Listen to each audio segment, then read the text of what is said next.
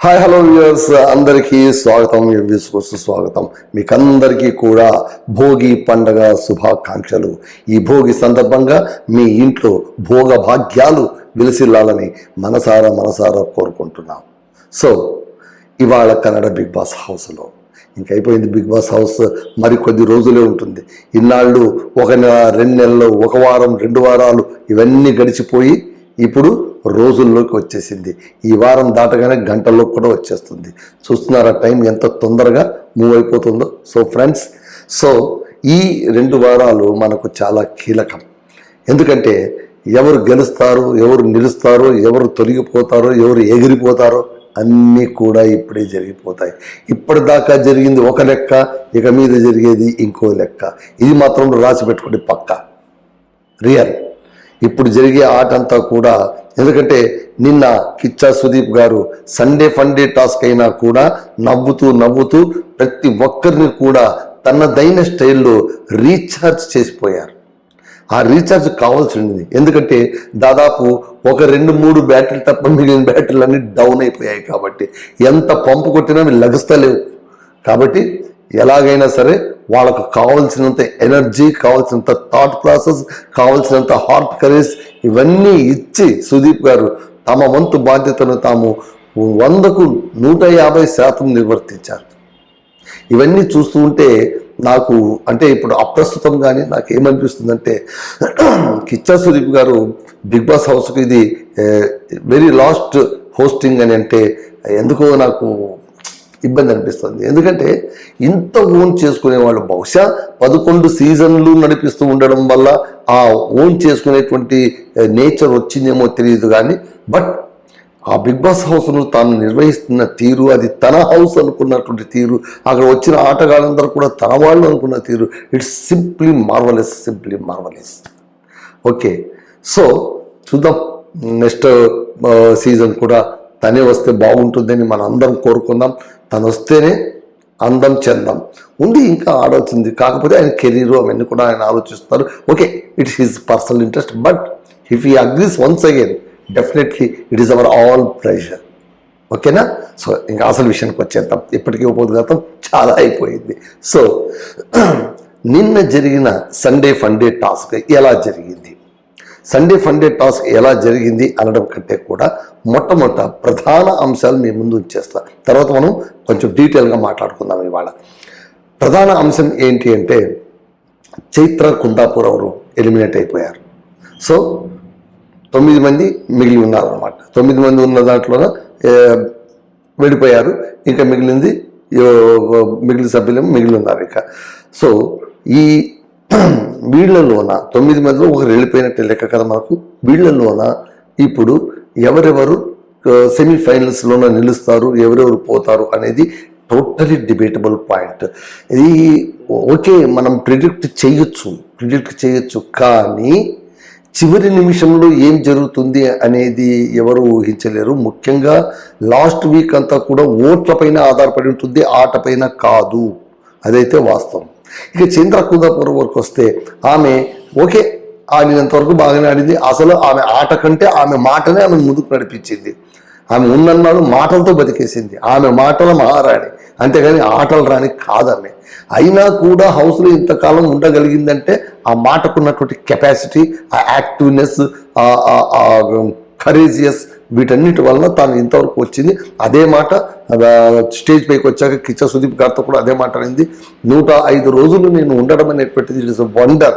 1 వారం ఉంటే చాలు అనుకున్నాను, 105 రోజులు ఉన్నాను అని ఆమె చెప్పింది. చూసారా బిగ్ బాస్ హౌస్ విచిత్రాలు ఎలా ఉంటాయి. 100 రోజుల దాకా ఉంటాను, కప్పు కొడతాను అనుకునే వాళ్ళేమో టప్పని ఎగిరిపోతారు.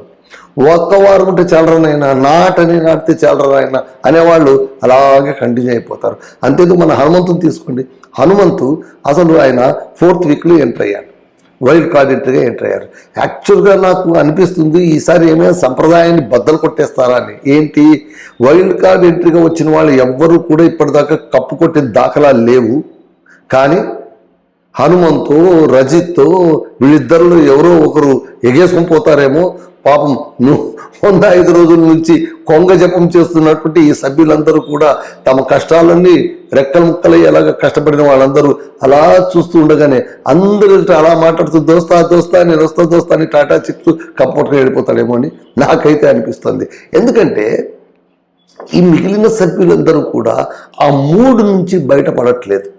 సరే, ఈ వారం కొంతమంది బయటపడగలిగారు, మిగిలిన వాళ్ళు ఇంకా అక్కడే అలాగే ఉన్నారు. బహుశా వాళ్ళకి కప్పు అక్కర్లేదేమో, ఇందాళ్ళు ఉన్నాము అంతే చాలని అనుకుంటున్నారేమో, మనకు తెలియదు కదా. కానీ కప్పు కావాలి, ఆడాలి, గెలిచి తీరాలి అనుకునేటువంటి చలం ఉన్నటువంటి వాళ్ళు మాత్రం కొంతమంది తేలారు. అదైతే వాస్తవం. సుదీప్ గారు చేసిన అత్యంత అద్భుతమైన పని ఏంటంటే ఆ పని చేశారు. సో ఇవాళ ఇంకా ఆదివారం రోజు ఎలా మొదలైంది, నేను డీటెయిలింగ్గా కాకుండా ఇంపార్టెంట్ ఈవెంట్స్ చెప్పుకుంటూ పోతాను, ఓకేనా. సో ముందు ఏం జరిగిందంటే అక్కడ ఒక చిన్న టాస్క్ పెట్టారు. సండే కాబట్టి ఏం చేసినా నవ్వుతూనే చేయాలని తనే నియమం పెట్టుకున్నాను. అందుకే రజిత్ సీరియస్గా సార్ అని అంటే కనుక నువ్వు మొట్టమొదటి నీ కనుమోలు ఇట్లున్నాయి కదా, ఇట్లా అవుతాయి కదా, దాన్ని నార్మల్గా పెట్టు, నవ్వు. ఎనీథింగ్ ఈ సెషన్ అయ్యేంత వరకు నువ్వేం మాట్లాడినా కూడా ప్లెజెంట్ ఫేస్తో మాట్లాడాలి. నువ్వు అంత సీరియస్ పెట్టి మాట్లాడొద్దు అని ఆయనకు ఒక నిబంధన పెట్టేశాడు. కాబట్టి దానికి చాలా తిప్పలు పడుతున్నాడు పాపం. వాడు ఏం మాట్లాడడానికి పోయినా కూడా పక్కన నుంచి నవ్వు కళ్ళు బాగు పెట్టాడు. అరే స్వామి నువ్వు ఊరుకుంటారు స్వామి, నేను మాట్లాడతాను అంటే తమ నేచర్ని వదులుకోవాలంటే ఎవరికైనా కష్టమే సార్. ఇది నాకు అర్థమైంది. ఇది చూడండి, మళ్ళీ రజిత్ అంటే ఏంటంటే ఫెరోషియస్ యాంగ్రీ యంగ్ మ్యాన్. ఇంకా ఏదన్నా మాటల తూట పేల్చడం, రచ్చకెక్కి తొడగొట్టి నిలబడ్డం, ఇది అతని క్యారెక్టర్. అతన్ని నువ్వు నవ్వుతూ మాట్లాడు, కాస్త విట్టిగా మాట్లాడు అనేసరికి అదే పెద్ద టాస్క్ అయిపోయింది అతనికి. ఓకే, రజిత్ కాస్త పక్కన పెట్టేస్తే ఇక యాక్చువల్గా ఈరోజు టాస్క్ ఏం జరిగింది అనేది ఇప్పుడు నేను మీకు చెప్తాను. ఈ టాస్క్ కూడా చూడడానికి ఫన్నీగా ఉంది. అంటే 2 చైర్లు వేసి ఉంటారు. ఆ 2 చైర్లలో బాయ్స్ వర్సెస్ గర్ల్స్ లాగా జరిగింది ఆల్మోస్ట్ ఇది. ఎందుకంటే నిన్న బాయ్స్ వర్సెస్ గర్ల్స్ ఒక టాస్క్తో ఎండ్ అయింది కదా. సో ఆ టాస్క్ నుండి సరదాగా పెట్టారు. ఇద్దరు, ఒక మహిళ నుంచి ఒక అమ్మాయి ఒక అబ్బాయి ఇద్దరు వచ్చి కూర్చుంటారు కుర్చీ పైన. వాళ్ళకు ఒక చిన్న బోర్డు ఇచ్చింటారు, పెన్ ఇచ్చింటారు. కిచ్చా సుదీప్ గారు అడిగేటువంటి పజిల్కు వీళ్ళు ఆన్సర్ రాయాలి. ఆన్సర్ కరెక్ట్ అయితే ఒక పాయింట్ వస్తుంది, ఆన్సర్ రాంగ్ అయితే మాత్రం వాళ్ళిద్దరికీ బ్యాండ్లు కట్టుకుని ఉంటారు, చిన్న షాక్ ఇస్తారనమాట. ఇది ఓకే, షాక్ ఇచ్చేది ఇవన్నీ ఫన్గా నడిచినా కూడా ఈ టాస్క్ మొత్తం ఏంటి చెప్పనా, ఈ 100 రోజుల పాటు 105 రోజుల పాటు ఏమేమి జరిగిందో అదే అడిగారు. కొత్తగా ఏమీ అడగలేదు అతను. మొట్టమొదటి వచ్చిన వాళ్ళు ఎవరు, ఎక్కువగా నామినేట్ అయిన వాళ్ళు ఎవరు, ఎక్కువగా జైలుకి పోయిన వాళ్ళు ఎవరు, ఆ తర్వాత wild card entry, Hanumanthu wild card ఎంట్రీగా ఎప్పుడు ఎంటర్ అయ్యారు, ఇలాంటివన్నీ చిన్న క్వశ్చన్స్ అడిగినా కూడా ఫోకస్డ్గా లేకపోవడం వల్ల అన్నిటికీ సమాధానం చెప్పలేకపోయారు. అంటే ఓకే, 105 రోజులు కాబట్టి గుర్తుంచుకోవడం కొంచెం ఇబ్బంది అయ్యొచ్చు. పైగా అక్కడ హోస్ట్ సుదీప్ గారు ఉన్నప్పుడు మాట్లాడడమే పెద్ద ఇష్యూ అవుతుంది. I can understand that tension. But జాగ్రత్తగా ఆలోచిస్తే అసలు ఈ టాస్క్ డిజైన్ చేస్తే వాళ్ళని మళ్ళీ ఫోకస్లో పెట్టడానికి, అరే బాబు రీక్యాప్ చేసుకుంటారా నాయన, 155 రోజుల పాటు ఏమేమి జరిగాయి, మనం ఏమేమి చేసాం, మనం ఎక్కడ నిలబడి ఉన్నాం, ఇదే నాకు అనిపించింది ఈ టాస్క్ పర్పస్ బహుశా ఇదే ఉంటుంది. పైగా ఈ వారం ఇంకా ఈ 15 రోజుల పాటు మొన్నటి నుంచి మొదలైంది. దీన్ని మారి హబ్బా అన్నారు, మారెమ్మ పండుగ స్మూత్గా ఉండదు, ఇడ్చి కొట్టడమే ఉంటుందన్నమాట. కాబట్టి ఇక టాస్కులు కావచ్చు, ఆట కావచ్చు, అంతా కూడా వైల్డ్గానే ఉండాలి అని సుదీప్ గారే చెప్తున్నారు. లాస్ట్ టైం కూడా చెప్పారు, వైల్డ్గానే ఉండాలి.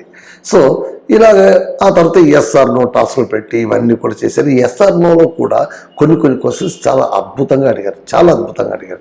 ఏమడిగారంటే ఒక క్వశ్చన్ మాత్రం చాలా బాగా అనిపించింది నాకు. ఏంటంటే ధనరాజుని బయట ఉంచే టాస్క్లోన, అంటే 3 మిగిలి ఉంటారు, ధనరాజు, గౌతమి, మంజు. మనం మాట్లాడుకున్నాం వాళ్ళు 3 ఉన్నప్పుడు ఖచ్చితంగా ఎవరు బయట వస్తారనేది అందరికీ తెలుస్తుందని ధనరాజుని బయటికి పెడతారని. సో ధనరాజుని బయటికి పెట్టిన అంశాన్ని వాళ్ళిద్దరూ ఒక్కటిగానే ఉండి చేశారు అన్నదాన్ని మీరు ఎస్ అంటారో నువ్వు అంటారు. ఇది అంత ఎస్ నో కాల్డ్ అనమాట. ఎస్ అని చాలా మంది చూపిస్తారు, కానీ నో అని మంజు ఆ తర్వాత గౌతమి వీళ్ళిద్దరు కూడా చెప్తే అప్పుడు మంజుని అడుగుతారు, ఎందుకు నో చెప్పండి, లేదు ఈ వీక్ ఆటలో కూడా కొన్ని ఒకనొక ఆటలో తనకు తానే బయటకు వచ్చేసాడు, సేఫ్ జోన్ నుంచి అన్సేఫ్ జోన్కి వెళ్ళిపోయాడు. మళ్ళీ కప్పు గెలవాల్సిన వాళ్ళు ఇంత లూజ్గా ఇంకా సాక్రిఫైసింగ్ మోడ్లో ఉండడం అనేటువంటి సరికాదు కాబట్టి వదిలేశాను, ఆయన్ని నేను బయట పెట్టాను. ఈమె ఏమంటుంది, నామినేషన్ అంటే ఈ గ్రాఫ్ మొదటి 3 వీక్స్ గ్రాఫ్ ఆయన పుంజుకోలేదు, పెద్దగా ఆయన ఏం చూపించలేదు ఆట కాబట్టి పెట్టాను అంతే సార్, అంతమించి కూడబలుకొని మేమిద్దరం చేసింది ఏది కాదు. రజిత్ని అడిగితే రజిత్ అదే చెప్తాడు, అవును మొదటి 3 వారాలు ధనరాజు ఆట సరిగ్గా లేదు అంటారు, చివరి 3 వారాలు మంజు ఆట సరిగ్గా లేదు కదా, దాని గురించి నువ్వు ఆలోచించవా అని గౌతమ్ని అడుగుతాను. దానికి ఆమె రిటార్ట్ ఇస్తుంది, సార్ నేను దీని అయితే ఒప్పుకోను, తను డల్ అయింది వచ్చేమో కానీ ఆట గ్రాఫ్ మాత్రం పడిపోలేదు అని చెప్తుంది. ఇలాగే ఒకరికొకరు సపోర్ట్ చేసుకున్నారు. ఇది అంతేనండి, కప్పు ఓడిపోయి ఇంటికి వెళ్ళేదాకా వాళ్ళిద్దరూ ఈ పీకలాట తప్పదు. గౌతమికి అర్థం కావట్లేదు, మంజు అర్థం చేసుకోవడానికి రెడీగా లేడు. అది గౌతమికి అర్థం కావట్లేదు తను ఎలా ముందుకెళ్ళాలి అనేది, మంజుకు అర్థం చేసుకోవడానికి సిద్ధంగా కూడా లేడు. నాకు ఇంతే చల్లరా ఆయన, కప్పు గెలుస్తాడేమో అనుకున్నాం, గ్రే ఏరియా కింగ్ అని మొదట్లో అనుకున్న ఫెరోషియస్ మంజు కాస్త తుస్ అయిపోయాడు అనమాట. ఏమీ లేదు, డల్, జీరో, ఈ బికమ్ జీరో. చూడాలి మళ్ళీ ఏమవుతుందో ఏమో. సో ఈ విధంగా ఒక్కొక్కరికి చెప్పినప్పుడు ధనరాజు విషయంలో కూడా ధనరాజు నడుతాడు. ఇదంతా అయిన తర్వాత నెక్స్ట్ ఇంకోటి, యాక్చువల్గా ఈ సెషన్ ప్రారంభం కాగానే జైల్లో ఉన్నటువంటి దివ్యను జైలు డ్రెస్తోనే, భవ్యాన్ని జైలు డ్రెస్తోనే పిలుచుకొచ్చేస్తారు. ఆమె జైల్లో కూర్చొనింది కదా, హనుమంతు పైన చేయి చేసుకున్న పాపానికి ఆమె వెళ్ళి జైల్లో కూర్చొనింది. ఆమెను పిలుచుకొచ్చి కూర్చోబెట్టారు. అదే చెప్తారు సుదీప్ గారు, చరిత్ర సృష్టించావు భవ్య నువ్వు అంటే. ఏంటి సార్ అని, జైలు డ్రెస్ వేసుకొని సెషన్లో వచ్చి కూర్చున్నటువంటి ఒకే ఒక వ్యక్తి నువ్వేనమ్మా, ఇంతవరకు ఈ సీజన్ ఎవరు చేయలేదు భవ్య, గ్రేట్ అని ఆమె చీరప్ చేసేందుకు ప్రయత్నిస్తాడు. ఆ తర్వాత ఇలాగ టాస్క్ అంతా ఎస్ఆర్నో టాస్క్ అయిపోతుంది. ఆ తర్వాత కుర్చీలో కూర్చొని షాకింగ్ టాస్క్ అంటే ఏంటి, ఎవరు ముందు వచ్చారు, ఎవరు తర్వాత వచ్చారు, బిగ్ బాస్ 105 రోజుల జర్నీలోన అక్కడక్కడ కొన్ని ఈవెంట్స్ను పజల్ రూపంలో అడిగినప్పుడు అమ్మాయిలే గెలుస్తారు, అబ్బాయిలు ఓకే వాళ్ళు ఓడిపోతారు. ఇలా జరిగిన తర్వాత నెక్స్ట్ ఇంకొక టాస్క్ ఉంది అని చెప్తాను. ఇది భారీ హబ్ అని చెప్పాను కదా, వెళ్దాం పదండి యాక్టివిటీ రూమ్కి రండి అన్నారు, గ్రౌండ్ ఏరియాలో రండి అని. అక్కడ ఏంటంటే ఒక బెంచ్ వేసి ఉంటారు, బెంచ్లో అందరూ కూర్చుంటారు, ఒక గన్ను లాగా ఉంటుంది అనమాట. ఆ గన్నును షూట్ రాగానే కలర్ బాంబ్ బొప్పని వచ్చి మొహాన పడిపోతుంది. ఇది బహుశా మనకు తెలుగు బిగ్ బాస్లో కూడా ఇది ఉంది, ఇక్కడ కన్నడ బిగ్ బాస్లో దీన్ని పెట్టారనమాట. సో అక్కడ టాస్క్ ఏంటంటే, మీలో ప్రతి ఒక్కరు కూడా జాగ్రత్తగా వినండి, మీలో ప్రతి ఒక్కరు కూడా మీకు ఎవరైతే కంటెస్టెంట్ అనిపిస్తారో, ఎవరు మీకు అడ్డు అనిపిస్తారో, అంటే ఏంటి, మీరు కప్పు గెలవడానికి వీళ్ళు నాకు అడ్డంకి, వీడు నాకు కాంపిటీటర్, వీడు పక్కన తొలగిపోతే నేను వెళ్ళిపోతాను అనుకుంటారో వాళ్ళ పేరు చెప్పాలి అనేటువంటిది టాస్క్. సో టాస్క్ మొదలవుతుంది. టాస్క్ మొదలైనప్పుడు ఒక్కొక్కరు ఒక్కొక్క పేరు చెప్పుకుంటూ పోతారు. ఈ విధంగా గౌతమ్ అయితే హనుమంతు నాకు టార్గెట్ అనిపిస్తోంది, ఎందుకంటే అతను చాలా బాగా ఆడుకుంటూ ముందుకు వెళ్ళిపోతున్నాడు, అతను నేను లక్ష్యానికి అతను అడ్డుగా ఉన్నాడు కాబట్టి ఆయన అడ్డు తొలగాలి అని. మంజు వచ్చి త్రివిక్రమ్ పేరు చెప్పుకుంటాడు. ఆ తర్వాత మోక్షిత వచ్చి రజిత్ పేరు చెప్తుంది.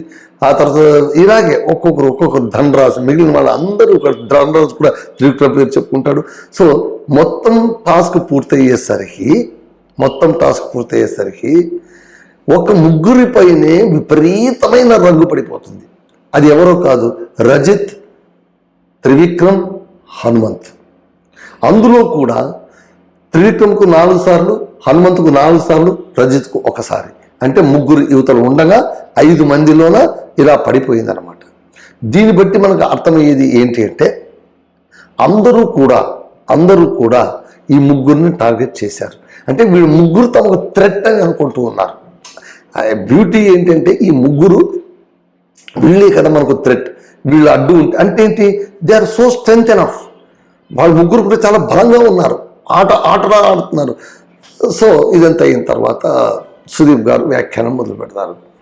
అది అద్భుతం అని చెప్పాలి, అద్భుతం. ఆయన అనలిటికల్ కెపాసిటీకి సూపర్, జీ హుజూర్ అనాలి. ఆయన ఏమన్నాడు, చూసారా మీరు ఈ టాస్క్ మొత్తం చూస్తుంటే మీరు అందరూ కూర్చున్నారు కదా, ఒక ముగ్గురు మాత్రం నా కంటికి చాలా స్పెషల్గా కనిపిస్తున్నారు. రంగురంగులు ఒంటికి పూసుకుని చాలా స్పెషల్గా కనిపిస్తున్నారు. వీళ్ళందరూ ఏమనుకొని ఉంటారు, వీడు మనకు టార్గెట్ కాబట్టి బయట పెట్టేశాము, మా మనసులో మాట చెప్పేశాము, వీడు బయటికి పోతే నేను కప్పు కొడతాను. కాకపోతే వీడు బయటికి పోతే నేను కప్పు కొడతానంటే కప్పు కొట్టేందుకు నీకంటే ముందు వాడు ఉన్నాడన్న విషయం మీరు మర్చిపోయారు కదా. That is the beauty.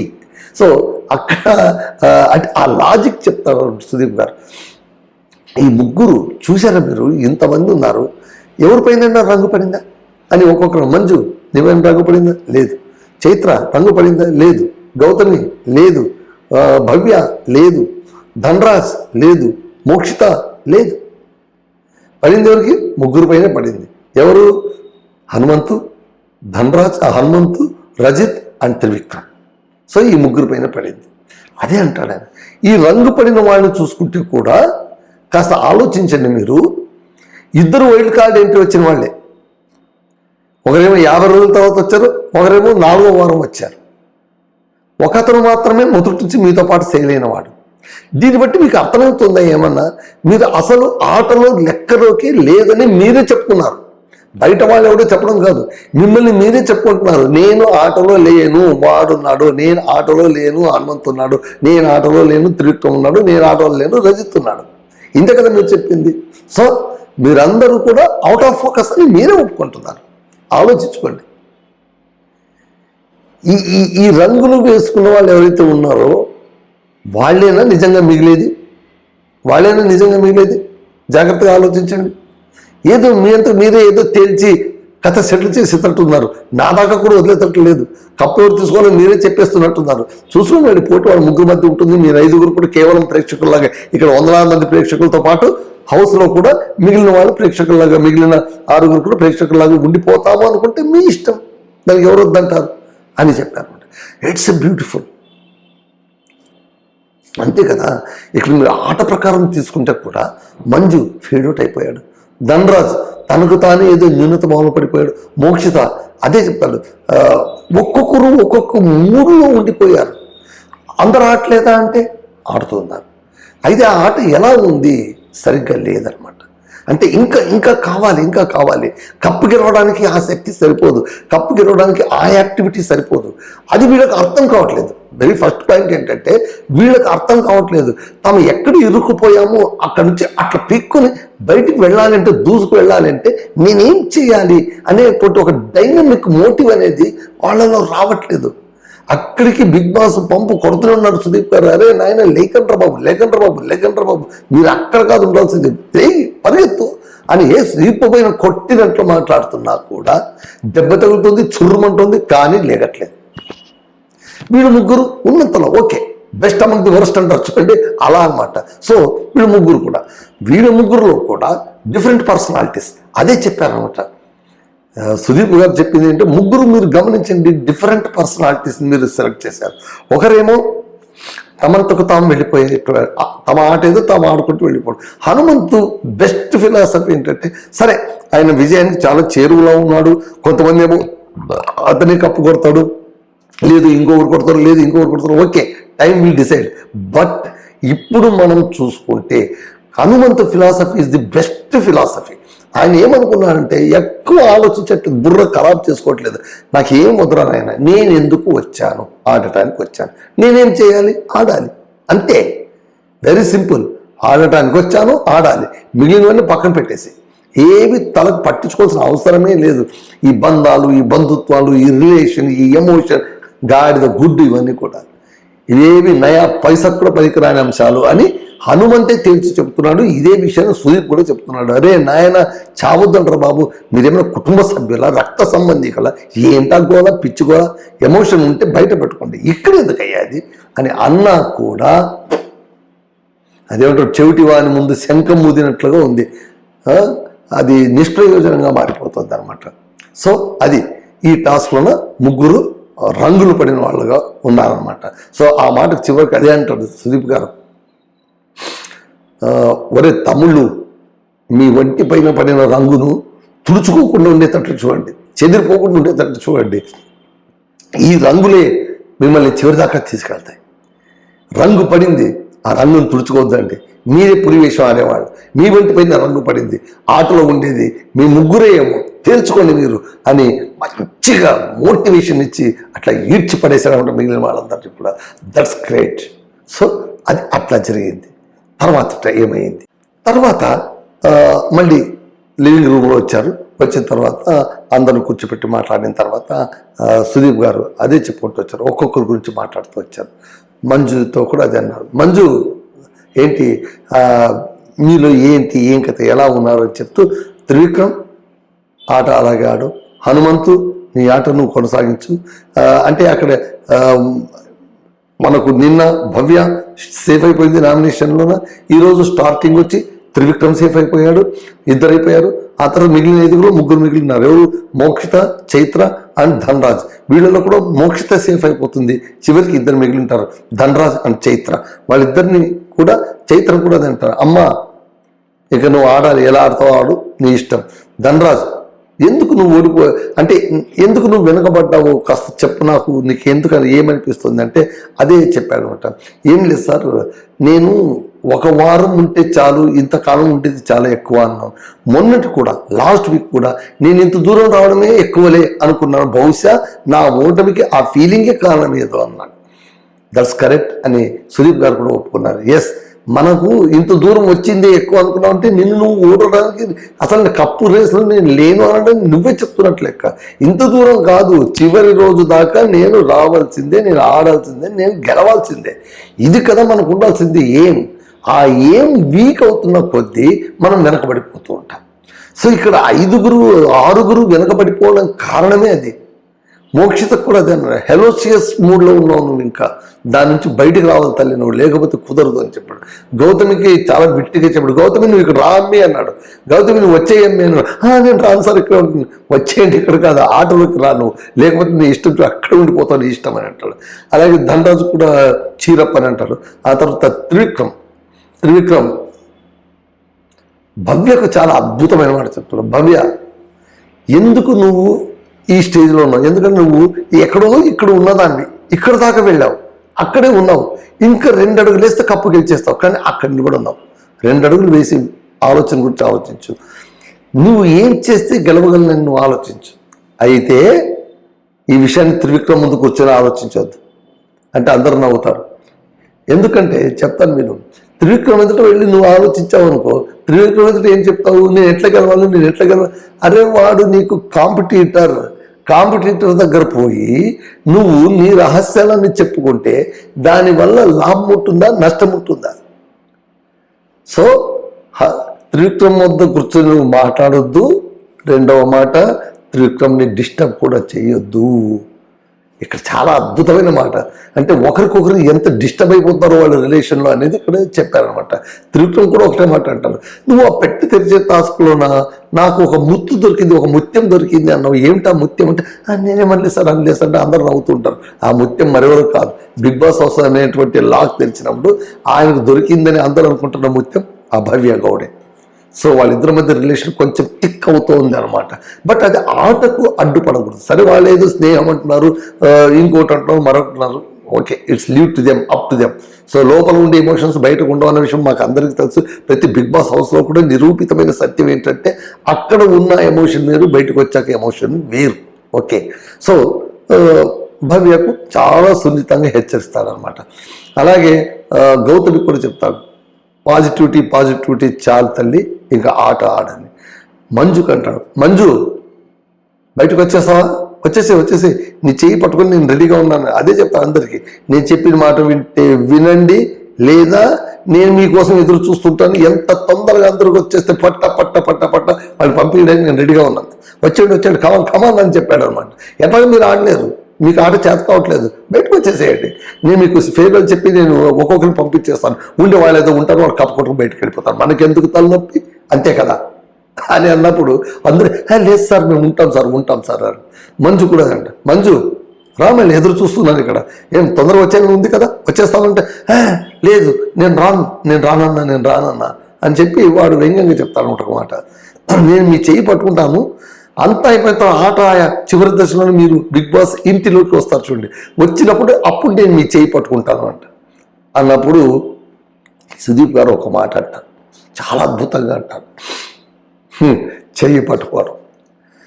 మీకు అందరికీ ఒక మాట చెప్తాను, ఈ పొజిషన్లో నిలబడి ఇన్నేళ్ల ఎక్స్పీరియన్స్తో నా మైండ్లో అసలు ఎవరెవరు గెలుపు దిశగా ఉన్నారు, ఎవరెవరు గెలుపు స్టేజ్ దగ్గరకు వచ్చి ఉన్నారు అన్న విషయం స్పష్టంగా తెలుసు. I know who are in the race, who are the winners అని చెప్పలేదు, but who are in the winning race. I know గెలుపు పందెంలో ఎవరు ఉన్నారు అన్న విషయం నాకు చాలా స్పష్టంగా తెలుసు. నువ్వు కథలు పడొద్దురా నాయన, నువ్వు కాస్త రిపేర్ చేసుకుని నేను మొట్టమొదట తర్వాత కథలు పడదు కానీ అని మంజుకు గట్టిగానే హెచ్చరించాడు. సో ఈరోజు ఆయన అందరినీ గట్టిగానే హెచ్చరించారు. ఆ తర్వాత త్రివిక్రమ్ హనుమంతు మధ్య ఒకటి జరుగుతుంది. ఈ రంగంతా పడిన తర్వాత త్రివిక్రమ్ని అడుగుతారు సుదీప్ గారు, త్రివిక్రమ్ రంగు పడిపోయింది ఎలా అనిపిస్తుంది అంటే, అన్న మారి పండగ మొదలైపోయింది, మారేమ్మ పండుగ మొదలైపోయింది, పడిన రంగు ఏంటో నాకు తెలుస్తోంది. ఇక ఈ 2 వారాలు నా ఆట ఏంటో నేను కొద్దిగా ప్రారంభించాను, మొన్నటి నుంచే ప్రారంభించాను, కొంతమందికి తెలియదు, మొన్నటి నుంచి ప్రారంభించాను, ఇంకా నేను ఈ ఆట కొనసాగిస్తాను, చావరేవో నేను చూసుకుంటాను. హనుమంతుని అడుగుతాడు, హనుమంతు ఏమయ్యా అందరూ నీ పైన రంగు వేస్తారు, నీకెట్లా అనిపిస్తుంది అంటే, సార్ నేను ఆట ఎప్పుడో మొదలుపెట్టినాను, వాళ్ళు ఈరోజు తెలుసుకుంటున్నారు. కత్తిలాంటి మాట కదా. వీళ్ళందరూ కూడా నేను ఇప్పుడు మొదలు పెడతాను, ఇంకా నేను రిపేర్ చేసుకుంటాను, ఇప్పటి నుంచి నా ఆట మొదలు అని మీరు అనుకుంటున్నారు. కానీ పిచ్చి విధవల్లారా, నా ఆట ఎప్పుడో మొదలైపోయింది, అది నా ఒక్కడికే తెలుసు, ఇప్పుడు మీకు అందరికీ తెలుసు అనగానే సుదీప్ గారు నవ్వుతారు. ఎస్, ఎందుకంటే సుదీప్ గారు కూడా ఆల్రెడీ నోటీసు, మనమందరం కూడా నోటీస్ చేశాం. వాడు వచ్చిన రోజు నుంచి ఆట మొదలు పెట్టేశాడు. అమాయకంగా కనిపించేటువంటి అత్యంత గడుసరి గటికుడు ఎవరైనా ఉన్నారా హౌస్లో అంటే నథింగ్ బట్ హనుమంతుని చూసినప్పుడల్లా నాకు గుర్తుకొచ్చేది తెలుగు బిగ్ బాస్ సీజన్ 7లోన పల్లవి ప్రశాంత్. కాకపోతే పల్లవి ప్రశాంత్ కొంచెం వీడంత రీఫైన్డ్ కాదు, ఇతను కొద్దిగా రీఫైన్డ్గా ఉన్నాడు, పైగా కళాకారుడు కూడా ఇతను. సో ఇలాగా చేసుకుంటూ వచ్చారనమాట. చివరి నోటుగా సుదీప్ గారు ఒక మాట చెప్తారనమాట, చాలా జాగ్రత్తగా గుర్తుంచుకోండి మీరు, అయిపోయింది ఇంకా కొన్ని రోజులే ఉంటుంది, గెలిచేది ఎలా అని చూడండి, మీ గెలుపుకు కావాల్సిన సత్తా ఏంటో మీరు చూసుకోండి, ఇది మీకు సరిపోతుందా, నేను ముందుకెళ్తున్నానా, అక్కడే ఉన్నానా, వెనకడకిస్తున్నానా అని ఒకసారి మిమ్మల్ని మీరు పరీక్షించుకోండి, గెలవడానికే ప్రయత్నించండి. ఇన్ని రోజుల పాటు హౌస్లో ఉన్నారు, కింద పడుతూ లేస్తూ దెబ్బలు తింటూ డక్కా మొక్కిలు తిని ఇక్కడ దాకా వచ్చారు, okay good, but what now, ఇప్పుడేం చేయబోతున్నారు, అది కదా ముఖ్యం అని చెప్పారు. సో ఓవరాల్గా పిక్చర్ తీసుకుంటే మనకు నా వరకైతే లెక్కలో కనిపించేది 3 స్పష్టంగా కనిపించారు. అదే రంగులు వేసుకున్నటువంటి త్రివిక్రమ్, హనుమంతు అండ్ రజిత్. వీళ్ళు 3లో కూడా నాకు అనిపిస్తున్నది పోటాపోటీ బహుశా త్రివిక్రమ్ అండ్ హనుమంతు మధ్యలో ఉంటుంది. హనుమంతు, త్రివిక్రమ్ వీళ్ళిద్దరిలో ఎవరు విన్నర్ అయినా కూడా చాలా నేరో బేస్డ్గా అవుతారేమోనని నాకు అనిపిస్తుంది. దయచేసి ఫ్రెండ్స్ మీరందరూ కూడా కామెంట్ బాక్స్లో పెట్టండి, టాప్ 5 ఎవరుంటారు, టాప్ 3 ఎవరుంటారు, ఎవరు విన్ కావచ్చు, ఎవరు రన్నర్ కావచ్చు. ఎమోషనల్గా కాకుండా లాజికల్గా థింక్ చేసి మీరు పెట్టండి, చూద్దామంట. నా వరకైతే పర్సెప్షన్ కొంచెం అదే అనిపిస్తుంది. సరే, ఇంకా లాస్ట్ 5 ఎవరు ఉంటారు, లాస్ట్ 6 ఎవరు ఉంటారు, అది పెద్దగా ఏం ఫరక్ పడుతుంది. మనకు లాస్ట్ 3 ఎవరు, ఇద్దరిలో ఎవరు నిలబడతారు, 3లో ఎవరు 2 అవుతారు, 2లో ఎవరు 1 అవుతారు, ఎవరు కప్పట్టుకుని వెళ్ళిపోతారు, అక్కడికి మనం పరిమితం అవుదామంట. చూద్దాం ఏది ఎట్లా జరుగుతుందో చూద్దాం. సో ఇదండి సండే రోజు జరిగినటువంటి ఫండే విశేషాలను. ప్లస్ ఇది ఫండే అనడం కంటే కూడా రీఛార్జబుల్ సెషన్. అదేదో సినిమా ఉంది ఇక్కడ, జనతా గ్యారేజ్, ఇక్కడ అన్ని బండ్లు రిపేర్ చేయబడను అన్నట్టు సుదీప్ ఇక్కడ అందరినీ మోటివేట్ చేయబడను అని బోర్డు వేసుకోవాల్సిన పరిస్థితి వచ్చింది పాపం ఈ బిగ్ బాస్ సీజన్లో. ఆయన ఎప్పటి నుంచో మొదలు పెట్టుకుంటూ చెప్పి నిజం చెప్పాలంటే నాకు సుదీప్ గారు పడ్డ కష్టం మామూలు కష్టం కాదు. ఈసారి సీజన్లో సరే ప్రతి సీజన్లో అయినా మోటివేట్గా చెప్తుంటారు, అక్కడక్కడ కోపడుతుంటారు, చాలా ముందుకెళ్తూ ఉంటారు, ఓకే గుడ్ గుడ్ గుడ్, ఇలా. ఇక్కడ అలా కాదు, కదలట్లేదు, ఒక ముగ్గురు కదిలారు, ఇప్పటికీ మూడు రథాలు కదిలాయి అంతే. మిగిలిన కూడా మొండి ఎద్దులాగా నిలబడిపోయినాయి. కదలలేని ఎద్దు, పనికిరాని మొద్దు అట్లా ఉన్నారు వీళ్ళు వ్యవహారం అంట. ఈ పనికిరాని ఎద్దులు, పనికిరాని ఆవులు ఏమైనా పైకి లేస్తాయా, ముందుకు వెళతాయా? అట్లీస్ట్ ఈ కొద్ది రోజులకైనా, ఈ వారం రోజులకైనా వీళ్ళు జాగ్రత్తగా ఆడతారా లేదా అనేటువంటిది we should wait and see. చూద్దాం. ఈ వీక్ చాలా రంజుగా ఉండబోతుందని కూడా నేను ఎక్స్పెక్ట్ చేస్తున్నాను. బహుశా మళ్ళీ ఇప్పుడు చైత్రమ్మ బయటకు వచ్చేసింది. బయటకు వచ్చాక ఆమె కూడా పాపం కన్నీటి పరిమితం అయిపోతుంది. కన్నీటి పరిమితం అయిపోయి 105 రోజులు నాకు 105 సంవత్సరాలాగా కనిపించింది. Because she came from different area. ఆమె పొలిటికల్ ఏరియా నుంచి, జర్నలిస్టిక్ ఏరియా నుంచి బయటకు వచ్చిన ఆమె అదే అంటారు. ఇంతకుముందు బిగ్ బాస్ గురించి నువ్వేమనుకున్నావు అంటే, యాజ్ ఏ జర్నలిస్ట్గా మాకు ఆ బుద్ధి ఉంటుంది కదండి, ఇది ఏంటి, దీనివల్ల ఏం విలువ, సమాజానికి వీళ్ళు ఏమి ఇస్తున్నారు, అంత స్క్రిప్టెడ్ కదా, అంత ప్రీ ప్లాన్డ్ కదా అని అనిపించింది. కానీ ఇప్పుడైతే నాకు అనిపిస్తుంది ఇది స్క్రిప్టెడ్ కాదు అని.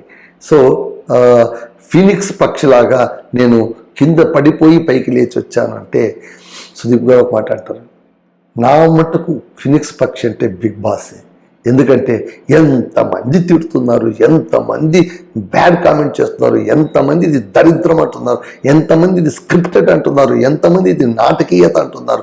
కానీ అలా ఇలా కింద పడుతూ లేస్తూ 11వ సీజన్ కూడా పూర్తి చేసుకుంటూ ఉంది. సో ఇది ఫీనిక్స్ పక్షి అంటే. అది లేస్తూనే ఉంది, కింద కొట్టిన ప్రతిసారి కూడా పైకి లేచి నిలబడుతోందమ్మా అని చెప్తారనమాట.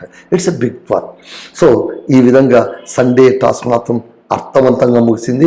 సో ముగ్గురు వీరులు చెప్పారు కదా సుదీప్ గారు, తమ్ముళ్ళు రంగు జరుపుకోకండి, ఈ రంగు ఇలాగే ఉండని, గెలిచేదాకా మీ రంగు అలాగే ఉండని అని ఇండైరెక్ట్గా వాళ్ళని ఫుల్ ఛార్జ్ చేశాడు. వాళ్ళని అడ్డం పెట్టుకొని మిగిలిన వారిని రెచ్చగొట్టి వదిలేశాడు. మీ బతుకులు ఇంతేనా, ఆ ముగ్గురిని చూడండి, చూసేనే నేర్చుకోండి అన్నట్టుగా మాట్లాడారు. చూద్దాం వీళ్ళలో ఏమైనా పరివర్తన వస్తుందేమో. నాకైతే ఒకటి అనిపిస్తుంది ఏంటంటే, చైత్రతో ఒక మాట అన్నారు ఆయన, అది అందరికీ వర్తిస్తుంది, మిగిలిన వాళ్ళకి అందరికీ కూడా. ఏంటంటే, సార్ నేను ఆడావమ్మా, నువ్వు బాగా ఆడావు, నువ్వు ఆడకపోతే ఇంత దూరం ఎందుకు వస్తావు, you played well, no doubt about it, but ఇది సరిపోదు, నువ్వు గెలవడానికి ఇది సరిపోదు. కాబట్టి అమ్మ ఈరోజు బయటకు వచ్చామని. అక్కడ కూడా మోక్షిత నన్ను నేను మార్చుకుంటాను అది ఇదంటే, పర్సనాలిటీ కరెక్షన్స్ అనేది ఇప్పుడు నువ్వు మార్చుకోవడం అనేటువంటిది స్టేజ్ దాటిపోయింది, అయిపోయింది. ఇంకా ఒక వారం రోజులు, ఆ తర్వాత మరో వారం ఎట్లాగా ఆటలు ఉండవు, ఏముండవు, టాస్క్లు అంటూ పెద్దగా ఉండవు, ఓటింగ్ సెషన్ ఉంటుంది. ఏమైనా మారి ఉండింటే ఈ పాటికే మిమ్మల్ని మీరు ప్రిపేర్ చేసుకుని ఆల్రెడీ మీరు ముందుకు వచ్చి ఉండాల్సింది. వీళ్ళు ఇప్పటికీ ఏమంటే 50 రోజుల తర్వాత మాట్లాడినప్పుడు, సార్ ఈ 50 రోజులు నన్ను చూడండి మీరు అన్న లెక్కలోన చివరి వారంలో కూడా చూడండి సార్ రేపటి నుంచి నేను ఎలా ఆడతాను, ఇంకా రేపటి నుంచి ఎలా ఆడతాను, ఓ స్త్రీ రేపురా అన్నట్టుగానే ఉంది ఇది. రేపు ఎప్పుడు వస్తుంది, వీళ్ళు ఎప్పుడు తయారవుతారు, ఎప్పుడు ముందుకు దుంకుతారు, ఎప్పుడు ఆడతారు, ఇవన్నీ అయ్యే కథ కాదు, పోయే కథ కాదు. కానీ మొత్తం మీద నాకు అనిపించింది ఏంటంటే, గట్టిగా నిలబడింది ఆ ముగ్గురండి. సో ఈ మిగిలిన వాళ్ళలోనే ఎవరైనా కాస్త అటు ఇటు, ఎందుకంటే చైత్ర వెళ్ళిన తర్వాత మిగిలింది 8 మంది. సో ఈ 8 మందిలో ఎవరైనా కాస్త గట్టిగా పోరాడితే కనుక మరో 2 వచ్చి అక్కడ చేరి టాప్ 5లో నిలిచే అవకాశాలు ఉన్నాయి. మంజు ఏమైనా తాను రికరెక్షన్ చేసుకుంటాడా అదొకటి. భవ్య వచ్చే అవకాశాలు ఉన్నాయి, ఐదర్ భవ్య ఆర్ మంజు. గౌతమి డౌటే, మోక్షిత కూడా నాకు డౌటే. ధనరాజు వాడు సెల్ఫ్ సాటిస్ఫాక్షన్ మోడ్లో ఉన్నాడు అంతే, అంతకుమించి ఇంకేమీ లేదు. చూద్దాం ఏమవుతుందో. సో ఇదండి ఇవాళ నా రివ్యూ. సో రేపు మళ్ళీ కలుసుకున్నప్పుడు రేపటి నుంచి జరుగుతున్న మారీ హబ్బా ప్రతిరోజు కూడా మీకు ఉంచడానికి ప్రయత్నిస్తుంటాను. సో నా ఛానల్ని చూడండి, తప్పకుండా చూడండి. మీకు అందరికీ మరోసారి భోగి పండుగ శుభాకాంక్షలు చెబుతూ రామదుర్గం మధుసూదన్ సైనింగ్ ఆఫ్.